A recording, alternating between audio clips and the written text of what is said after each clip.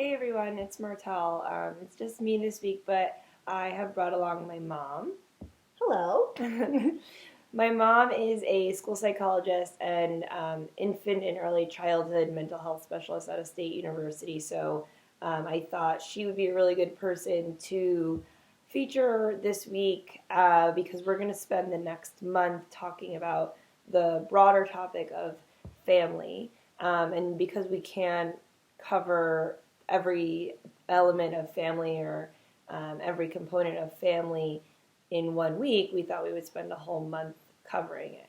But one of the things that Nell and I have found, and we continue to hear a lot in the group, is that a lot of times we as individuals with special needs or disabilities or incurable conditions, we oftentimes feel like our family members don't understand us.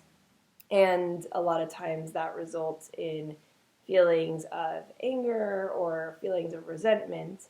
And I think that what it comes back to is asking ourselves the question, first and foremost, of what we want our family members to understand.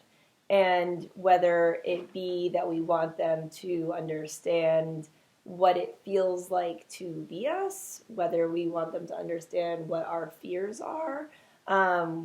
So I think that that's how we're going to just spend this first week talking about family and yeah.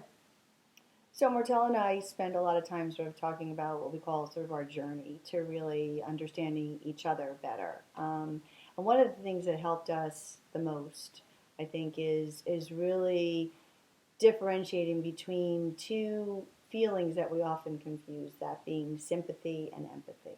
So sympathy is really feeling sorry for someone else, which I know Martel has shared with me has come up as a topic for many of you about the idea of not wanting people to pity you, not wanting to feel pitied.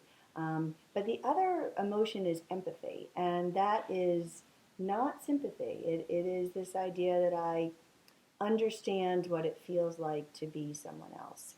And so, what Martel just mentioned about being able to sort of share, articulate with family members what you want us to understand about you, I think is part of the journey. And for us, that took a while. And I think for everybody, it takes a while. And partly from my vantage point here, as the person with not the person with the disability, but the parent of a child with a disability, what was so hard for me in terms of really letting myself gain empathy was that it hurt so much to imagine what it felt like to be Martel. And a very wise friend of mine from Canada, Susan Hopkins, once shared with me the idea that empathy is expensive, that this emotion has a high cost. To really put yourself into someone else's place hurts a little bit. And so we kind of run away from it. We sort of have this fight or flight response. We kind of don't want to come too close to that emotion. We want to do it, but then we run away. And so we really have to try hard to sit in that place and allow ourselves to try to feel what it's like and understand, when you might get that nasty voice or that comment back, then what that means is that, she's having a hard time because of something that's going on for her. Not necessarily that she's super angry at me. She's really angry at the situation. And the more we gained that deep trust and understanding, the easier it was for me to sort of remind her that, maybe this behavior you're having is a way of you letting me know how you're feeling. Right.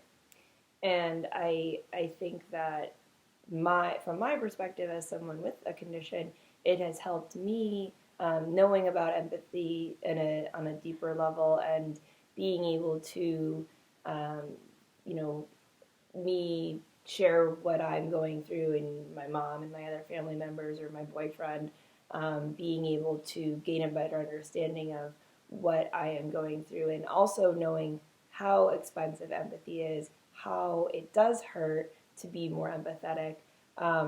it allows me to soften and understand that, maybe when someone isn't really understanding, we say, no one understands me, no one in my family gets it, I soften a little bit more in those moments because I know that it's hard for people to get it. It's hard for people not to conceptualize. Maybe that is hard, but it's different conceptualizing what I'm going through versus emotionally connecting to it and feeling it on a more like energetic, deeper level. That's expensive, and that takes a lot out of us to do. So, I think we have to be a little bit more soft in those moments and express, I think what has happened for us is just me sitting down and saying, this is what this feels like. When you say this to me, I feel like this. And I know you may not mean that, but that's how I feel, and that's my reality. And then we kind of go back and forth between, you know, how to develop and how to move on and how to navigate those situations better. Right. And also just, in this case, Martell sharing with me some of her, things that are particularly frustrating or things that she's sort of scared of or situations that have been embarrassing. Um, I'm not always with her, so I don't always know those things, and I can't always have her vantage point. But one thing I think it is important to understand is for for those of you who might be watching this who are parents, this might resonate with you. That it is really hard when you can't fix everything for your child. That you feel this lack of control, and so there's a lot of emotions that are going on for us that might hamper us getting to that place of that deep understanding initially. And that's a journey, right? We work through those feelings. We have to be really present with those feelings and acknowledge how they're impacting our own behavior. So that's where we will leave it this week, and I'm really looking forward to hearing what everyone has to say, whether you are a parent of someone, a spouse of someone, sister, brother, or if you want to bring those people into the group this week especially, we invite everyone to join and be a part of Beyond My Battle. And if you are someone who is living with something like this and are struggling with how to better communicate what it is that you're going through with your family to try to engage in more empathetic conversations, this is the place to talk about it. So we're here, and you can always direct message us if you don't feel comfortable sharing something in the group. So hope we all have a great week and talk soon. Bye. Bye.